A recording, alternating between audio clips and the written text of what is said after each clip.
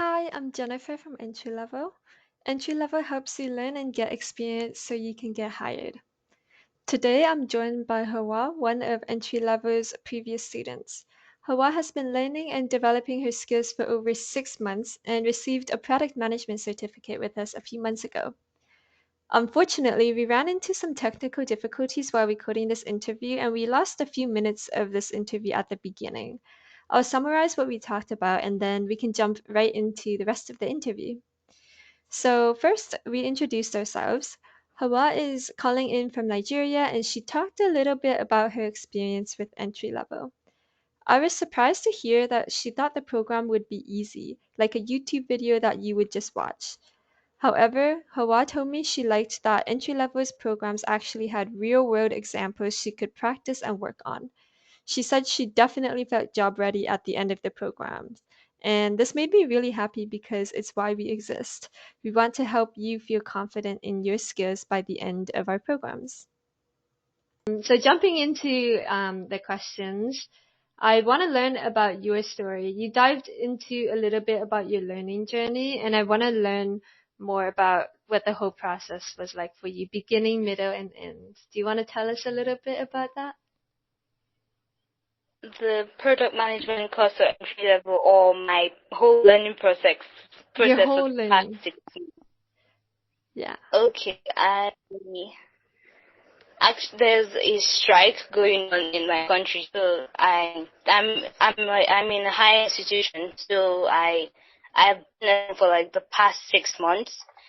I haven't been at the university. So I took that time and decided to dive into the world of online courses. The first one I came across was the free digital marketing course from Google. I did that, and then I went on to get another course from a Nigerian organization here teaching basics of like technology and internet, and then I went on to do I got the data pump scholarship where I'm currently on a data science track with Python and using Python programming for data and stuff. And then I went on to get entry-level product management course. I think that's the one I'm currently on, and that's the last one I'm done with for now. I haven't gotten any scholarships yet. I decided not to take on more because I didn't want to get overwhelmed or commit to courses that I won't be able to follow through with. So it's been amazing. I mean, I've learned a lot of things that I haven't really learned in my time in the university, because that's to sound pessimistic or anything. That's how it is in this country. You're really like confined within those walls, and sometimes it just takes you to go out there and actually open your mind to more possibilities. And then being in Nigeria, the network problem, like I mentioned when we wanted to start this meeting, because I've had problems like this. I want to have meetings and then I don't get network. Everything just somehow, but then as a Nigerian youth, you just have to pull through it, whichever way you find, and just be creative with your time, be creative with your opportunities that you get. Oh, yeah, thank you so much for sharing. I think that's a really good insight to be creative with your time. A lot of people have a lot of motivation, but they're not sure where to start. So I wonder, how did you find all these scholarships and resources? I decided to take my LinkedIn serious this year. That's how I found out about many resources I could actually learn with. And it's people like your organization, entry level, giving people opportunities to actually explore roles that they don't really know about. And I got them through LinkedIn. LinkedIn is it's like my number one place that I invest time in right now, because I'm trying to build my LinkedIn profile to get more opportunities and just get hands-on experiences to help with my career journey. That's awesome. Do you have any advice for people who want to get more opportunities on LinkedIn? Yeah, they should research on organizations that are currently helping with actually empowering a lot of young people through different tech skills. It could be coding and non-coding. Just follow organizations, follow their activities, be very sensitive towards certain things, and just try and research. Just research. It's Google researching that. I mean, most of these things I know now, most of these opportunities I've come across. Okay, that sounds awesome. I'm sure this will help our students a lot. So you mentioned a little bit about how entry level was the last program you were taking. So I'm wondering what were you up to after you took our program? Technically, I finished your program about 2 weeks ago. I got my certificate on, I think this week, Wednesday, that was last week Wednesday, I got the certificate and I was very excited. And I did able to come with a reference letter, which was really nice. I was actually very touched by the fact that it also came with a reference letter. So after this program and program management, I'm trying to further my, because we learned the fundamentals. So I would probably go for the intermediate course on product management just to learn more and actually practice some of the methodologies like Agile and Scrums, actually know more about them. Yeah, that's amazing. Happy to hear you liked the reference letter.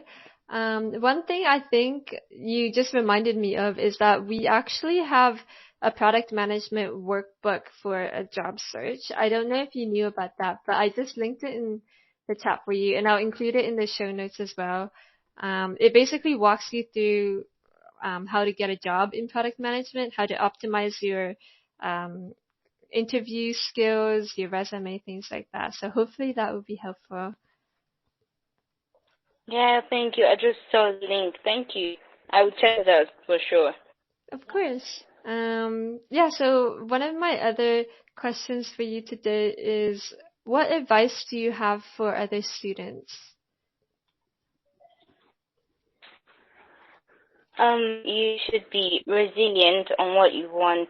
If you want something and you want to get it and you know it's going to make a positive change in your life, you should try and work hard towards achieving your goal, basically, and be very concise with time. A lot of things might be taking up your time at the moment, but you can make up time for that goal, that new goal that you set for yourself.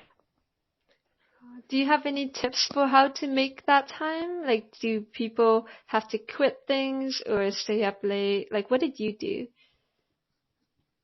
For me, I stayed and I did a lot of planning and I stick to it because it's very easy to deviate or procrastinate on a lot of things, but covering the procrastination is more important. Like, you should make plans on your calendar and like stick to them, maybe set alarms and just just be more organized, basically.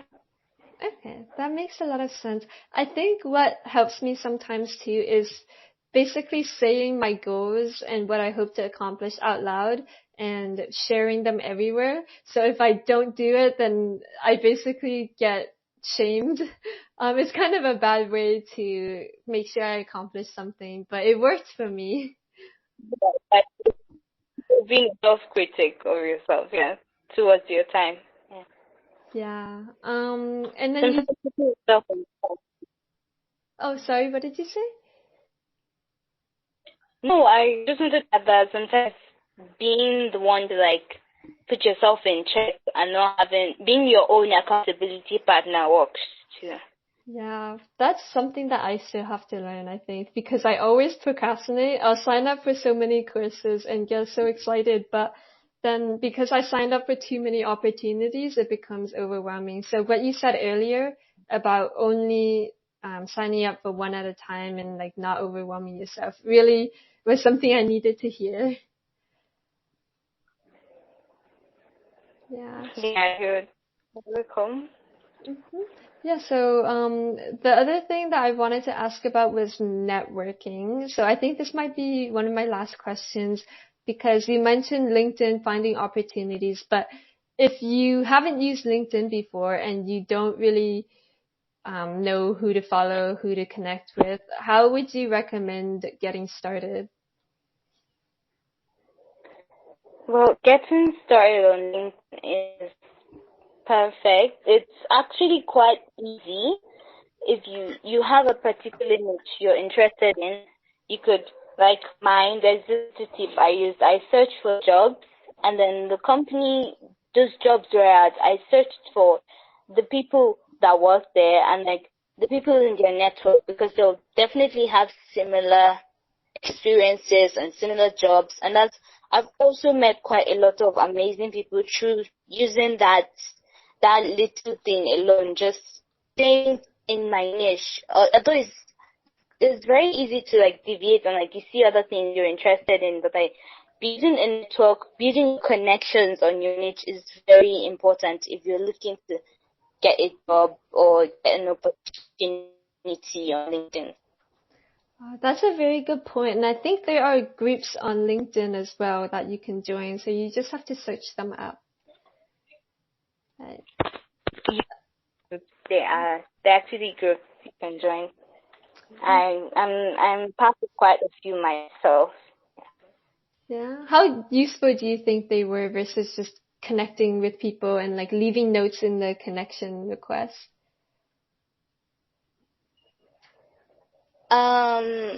You said I didn't quite get your Oh, question. yes, I was wondering like what do you think is the most helpful? Like joining the LinkedIn groups or connecting with people? Like where should people spend their time on? Connecting with people. You could join those groups and then you don't really, especially groups that has like a lot of people in it, you don't might not really get your voice heard, but connecting with people, putting in a good note along with your connection request that actually tells those people what you want to learn. If you want to learn, if you feel that be a great addition to your connection, just tell them what exactly you're looking for. And well, I haven't gotten any of mine turned down. It's I think connect more with people personally. Having personal connections is better. Yeah, that's a really good point. I've heard a lot of other people say as well because it's about personal connections and building that community. So I think networking doesn't have to be that scary. It's really just building connections and meeting new cool people, people like you. So that's a good transition into talking about your LinkedIn. I'm wondering are you open to having people contact you and asking some questions on LinkedIn?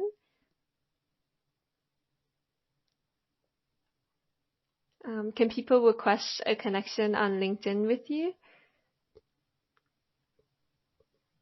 I'm very open to people contacting me. Even sure they are more than welcome to request a connection LinkedIn. I'm there. I'm quite active.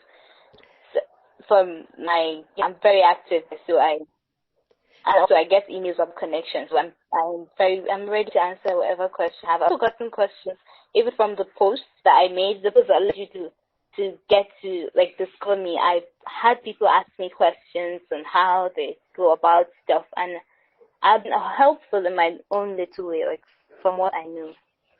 Thank you so much. I'm sure many people will appreciate that. So if you want to connect with Hauwa, please make sure to leave a connection note. I think you will have higher chances of being accepted, and feel free to ask any questions. I believe Hauwa, you'll constantly post on LinkedIn with new opportunities and updates about your journey, so people can just follow and stay connected through your LinkedIn feed, right? Yes, yes. Perfect. Thank Thank you so much.